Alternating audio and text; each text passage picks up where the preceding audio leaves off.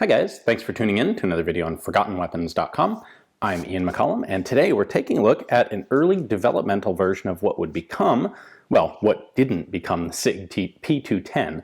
It almost did. This is a SIG 44/16, and that is basically a developmental SIG 210 with a double-stack 16-round magazine.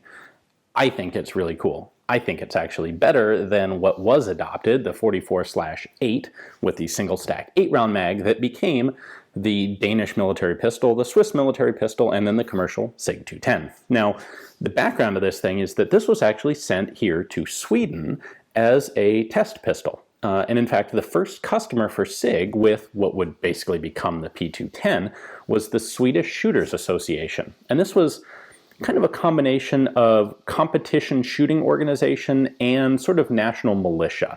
It was an organization to teach military skills at arms in the form of competitive shooting.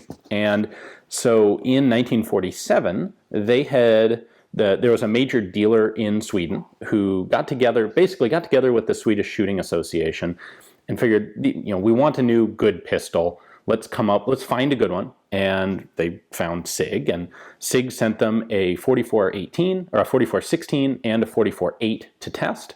And the Swedish shooters, the management, the high echelon of the group, decided that they liked the single stack 8-round gun better than the double stack 16-round gun because they didn't like the size of the grip on this 16-rounder. They found the 8-rounder to be easier to shoot more accurately. Now, I think it's important to keep in mind that this was from a target competition. Think of this very much like the early NRA with its long distance fixed range bullseye rifle shooting. And there were a number of American rifles that were in part designed to do very well on that competition field, which may or may not have had much in common with actual rifle combat. The same thing applies here. This pistol was chosen, or this pistol was rejected, on the basis of bullseye competition, not so much the concept that we may have today of a sidearm as an actual combat weapon. At any rate, the Swedish Shooters Association decided on the 8-round gun. This one was left as it was, as a developmental prototype, never to be seen again, and the 8-round guns were adopted.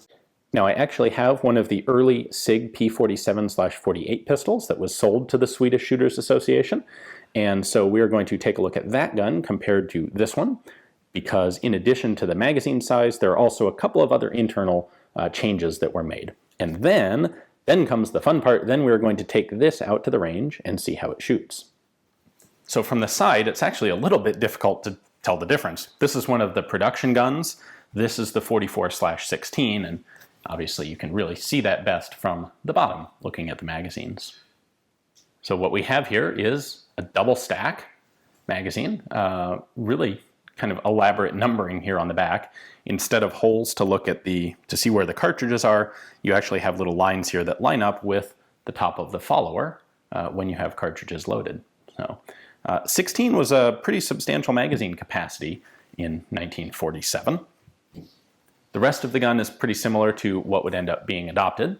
In fact, it's extremely similar. A few minor changes, things like the safety on this is not located under the grip, largely because the frame is wider to accommodate the larger magazine. So, in fact, if you look at this guy, we have the safety covered by the grip frame because everything is narrower. On this one, there's no reason to make the grip even wider still to cover the safety, so we have this configuration. And then internally, there's also kind of a relevant change. So disassembly is very simple. We're going to pull this back a little bit, pop the slide stop pin out, barrel comes off, then the captive recoil spring comes out, the barrel comes out, and the fire control element comes out, and there's our field stripped pistol. So probably the most substantial of the minor changes here is to the slide stop. On the 44/16, there is this piece coming out of the frame that retains the slide stop in position. That has the little spring-loaded detent on the end that snaps into that. As a result, the recoil lug in here is solid all the way out to the frame. On the production guns, you can see that there is a slot cut between the side of the frame and the recoil lug there. And that was done to add a spring on the inside that keeps the slide stop pin captive. So the production version here is a little sleeker on the outside, but from a durability perspective, the 44-8 actually did that a little bit better.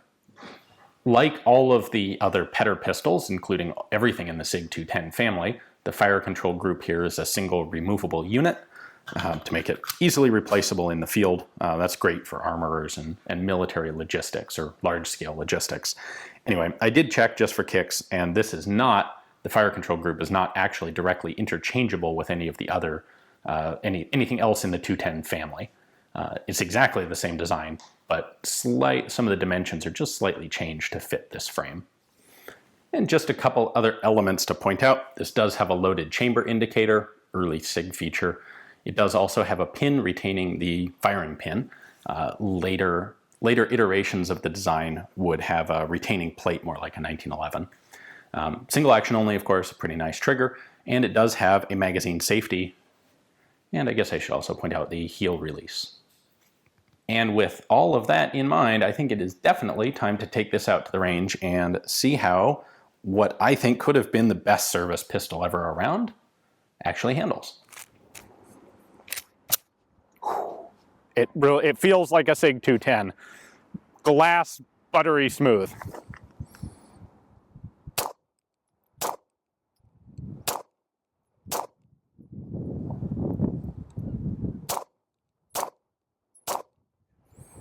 So the sight's really no surprise there.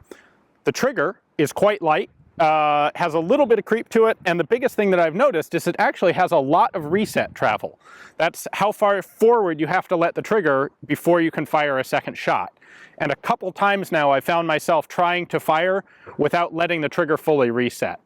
That's a practice thing. I'm used to, that's something we take much more seriously now. It's a feature that people look to to have a very short reset.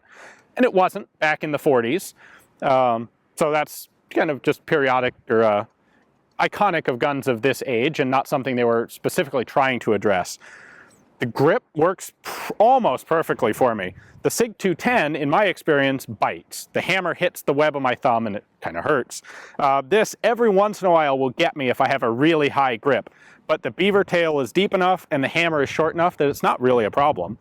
And then the whole pistol is just fantastically smooth and very pleasant to shoot.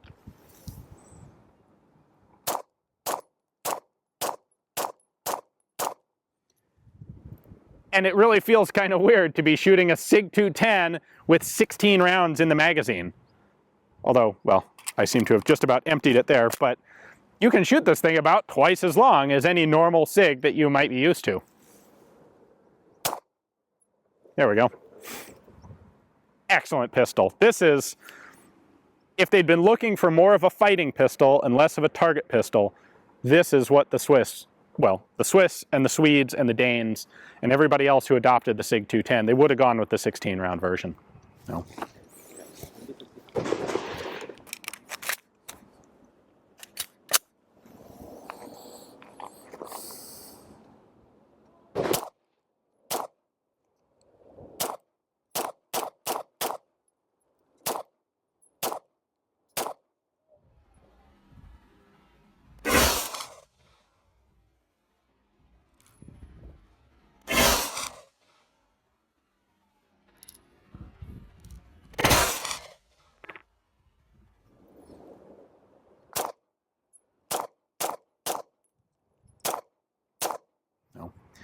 Hopefully you guys enjoyed the video as much as I enjoyed shooting the gun. Probably not quite, but hopefully close. Hopefully you learned something about a cool pistol you hadn't been aware of. If you do like seeing this out on the internet, please do consider checking out my Patreon account. It's folks there at $1 a month that make it possible for me to travel to places like Sweden and bring you very cool pistols like this P44/16. Thanks for watching.